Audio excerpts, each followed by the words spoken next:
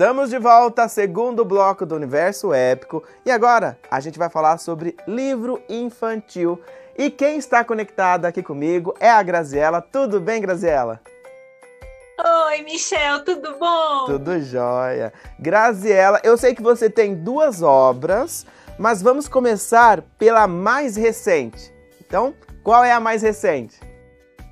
A mais recente infantil é o Sapinho e o Bumbum, vou até mostrar para vocês. E o Sapinho e o Bumbum tem uma história engraçada porque ele surgiu a partir dos cuidados que eu tive com o meu bebê. O meu bebê vai fazer 1 ano amanhã e então eu sou recente, né? Sou mãe recente. E enquanto eu estava dando banho no meu bebê, assim que ele tinha nascido, era tudo muito frágil, né? Ele era tão piquititico, dava medo de machucar. A gente tem aquela insegurança quando é mãe recente e tal. Meu marido sempre estava presente, eu tinha medo de dar banho sozinha e tal, medo de quebrar, medo de acontecer alguma coisa. Enfim, e aí eu dando baninho nele, ele segurando, eu dando banho na parte da frente, aí virava para dar banho, lavar as costinhas, lavar o bumbum, aí eu olhava ele na banheira e parecia um sapinho. Eu falava, nossa, parece um sapinho. Aí eu lavava as costinhas, lavava o bumbum e falava, o sapinho e o bumbum, o sapinho e o bumbum. Aí eu falei assim, gente, tem uma cara de livro esse nome, o Sapinho e o Bumbum. Vou guardar. Aí, um dia, dando de mamar, ele ainda mamava no peito, veio na cabeça um poema, a partir desse título. Aí, enquanto ele arrotava, depois eu vou colocar de volta no bercinho para dormir, eu aproveitei e escrevi esse poema, enquanto esperava ele arrotar, e... ele arrotou. Eu botei ele para dormir, voltei a dormir também e guardei, né? Engavetei esse projeto e falei, quando ele tiver maiorzinho, eu vou ver se eu transformo esse poema num livrinho infantil. Até porque eu já tinha escrito um livro infantil anteriormente. Na realidade, eu tinha escrito já 2 de poesia, adulto mesmo, e aí um primeiro infantil, e tinha gostado muito de escrever, dessa coisa de escrever literatura infantil, e aí estava com vontade de escrever esse segundo livro infantil, e no caso esse seria em homenagem ao meu bebê. Aí, então, quando ele estava maiorzinho, já quando ele estava com 6 meses, eu falei assim, bom, agora eu acho que talvez seja a hora de desengavetar esse poema, transformar em livro e fazer a coisa acontecer. E aí eu entrei em contato com algumas editoras, comecei a tentar desengavetar mesmo o projeto. E aí com uma das editoras que eu tinha entrado em contato, eu gostei muito do trabalho dessa editora em específico, que é a Historinhas para Contar. Uma editora do Rio de Janeiro que trabalha só com infantil. E aí eles acolheram muito bem o meu projeto, acolheram muito bem o trabalho, com muito carinho, foram muito atenciosos. E aí eu fechei com eles. Então, na verdade, o Sapinho e o Bumbum, ele é um livro infantil que surgiu a partir de um poema. Então, foi um poema que eu escrevi para o meu bebê e aí que virou um livro infantil. E ele é todo escrito em formato de poema, mas ele é escrito no formato de embolada de coco, que é um poema muito utilizado pela poesia popular brasileira, que é uma forma que eu gosto muito de usar todas as formas da poesia popular brasileira no meu trabalho enquanto poeta. E aí, essa embolada de coco, ela tem toda uma musicalidade que agrada muito o ouvidinho da criança. Então, eu resolvi escrever nesse formato para agradar a criançada toda. E assim, falando um pouquinho... Posso falar um pouquinho? Claro! Falando um pouquinho assim da história em si, ela conta a historinha de um sapinho que estava brincando, de repente ele escorregou e caiu sentado no chão. E aí ele descobriu uma nova forma de olhar o mundo, que seria sentado. Então, assim, é uma metáfora, né? A gente tem outras formas de olhar o mundo. E aí, só que a gente passa isso para a criança de uma forma divertida. Então, essa coisa do sapinho escorregou, caiu sentadinho e descobre que dá para brincar de N formas sentadinho no chão. E aí, é mais ou menos isso a historinha. Graziela, olha, que homenagem linda. E eu vou confessar aqui pra você, eu acho a criança, quando é bem bebezinha, né, bem pequenininha, ela é bem molinha, dá um medo de verdade, né? Assim, agora não, agora que ele já tá grandão, você fala, você já tá fortão e tal, mas quando é piquititico, quando é recém-nascido, assim, eu ficava muito insegura. Então, meu marido é sempre presente nos cuidados com o bebê, então dava aquela força, mas assim, dava muito medo né, dá medo de quebrar, dá medo de machucar, sei lá o quê, porque é tão vulnerável, uma coisinha tão piquititica que depende da gente para tudo, né? Então... Verdade. Toda essa vivência com o bebê, né? E aí, todo o trabalho que você teve, né, de ilustrações, né, conta um pouco desse processo para casar, né, tanto a parte escrita com as imagens. Então, a parte da ilustração foi uma coisa assim, muito feliz que aconteceu, porque a ilustração, quem ficou a cargo da editora escolher a ilustração, a ilustradora, no caso. E aí, eu não sabia qual ilustradora eles iam escolher, porque eles trabalham com uma gama de ilustradoras. E aí, eu pensei assim, bom, vou confiar neles, né? Eu acredito que eles vão fazer uma escolha boa. E aí, quando eles me mandaram uma mensagem falando assim, Grazi, a gente já fechou com uma ilustradora, vê se você gosta, eles me falando assim, a gente fechou com a Miriam Kais, ela que vai fazer a ilustração do seu livro. Aí eu quase caí dura, porque eu acompanhava já o trabalho da Miriam e eu era fã do trabalho da Miriam. Então, quando eles me mandaram uma mensagem falando que era a Miriam que ia fazer a ilustração, eu não acreditei. Eu falei, gente, eu não acredito que a moça de quem eu sou fã vai fazer a ilustração do meu livrinho. Então, assim, e ficou tudo muito delicado. Vou mostrar um pouquinho para vocês, não sei se vocês vão conseguir enxergar direitinho, mas vou tentar mostrar. Ficou tudo muito fofinho, ficou assim, o sapinho dos meus sonhos, né? Então a Miriam fez tudo com muito carinho, com muita delicadeza, e aí, assim, eu fiquei muito feliz com o resultado final. Muito lindo. Ficou muito lindo, muito delicadinho e casou muito bem com tudo assim que eu havia sonhado, né? Então, eu fiquei muito feliz e eu espero que um dia o Davizinho, que é o meu bebê, possa ler esse livrinho e também ficar feliz com a homenagem que eu fiz para ele quando ele era bebezinho, com né? certeza. Que um dia ele grande possa ficar feliz, né, com isso. Agora, esse é a sua obra mais recente, né? Mas teve uma anterior e também foi uma homenagem para alguém? Então, não, a anterior, na realidade, que é esse daqui, A Menina e o Pé, ele surgiu a partir da dramaturgia do espetáculo mais recente da minha companhia de teatro, porque na realidade eu sou atriz de formação. E aí eu virei escritora meio que por acaso, porque foi, na verdade, no meu processo de pesquisa de mestrado. Na verdade, assim, eu sempre escrevi poesia desde muito pequena, mas a poesia na minha vida sempre funcionou como se fosse um processo de válvula de escape, do estresse, da correria do dia a dia. Desde pequenininha, quando alguma coisa me incomodava, ou quando eu estava chateada, triste com alguma coisa, eu recorria à poesia para jogar ali todas as frustrações. E isso foi me acompanhando na adolescência, na idade adulta.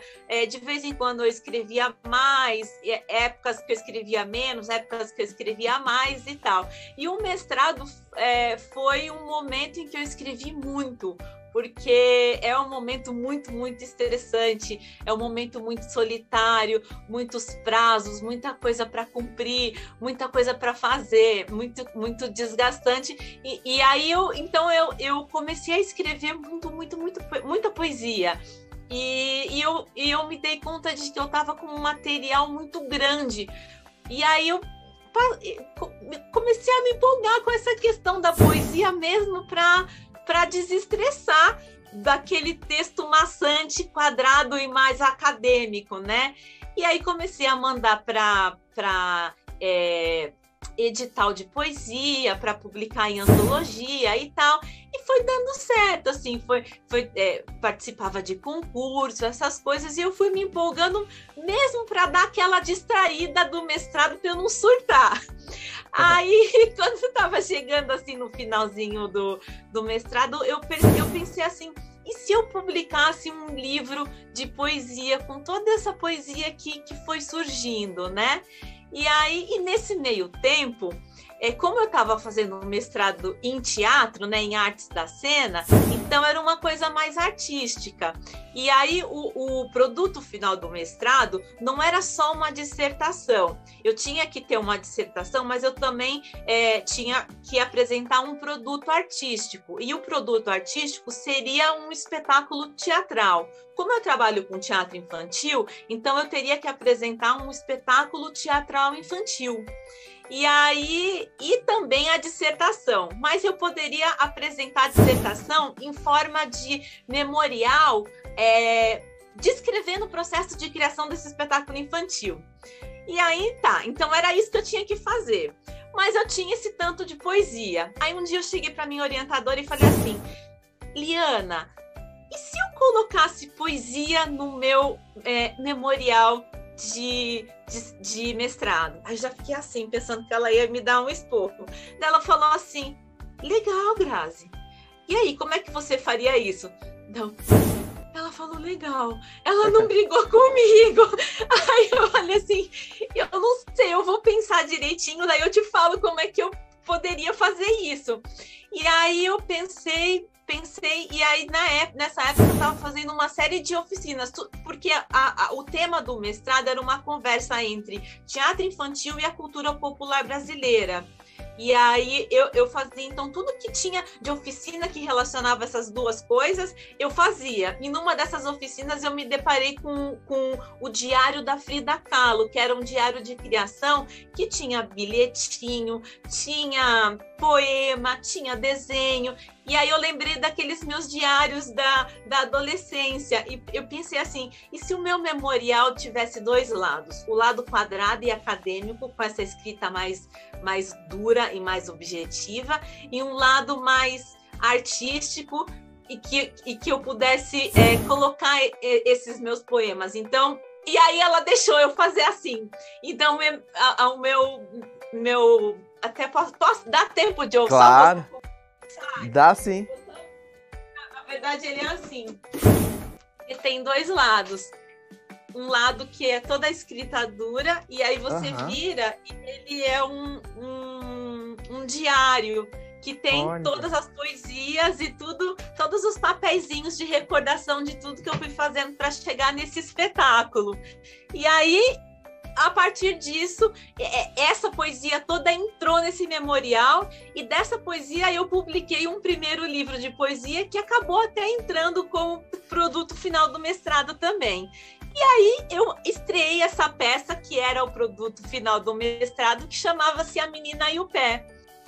Então, Michel, e aí veio a pandemia, e aí a gente se viu obrigada a cancelar todas as atividades da companhia de teatro. Então, a gente que vinha em cartaz e que estava com todo o planejamento de continuar em cartaz com esse espetáculo A Menina e o Pé, que era fruto do mestrado, se viu obrigada a cancelar toda a agenda de 2020 e paralisar esse espetáculo que a gente estava super empolgado para continuar.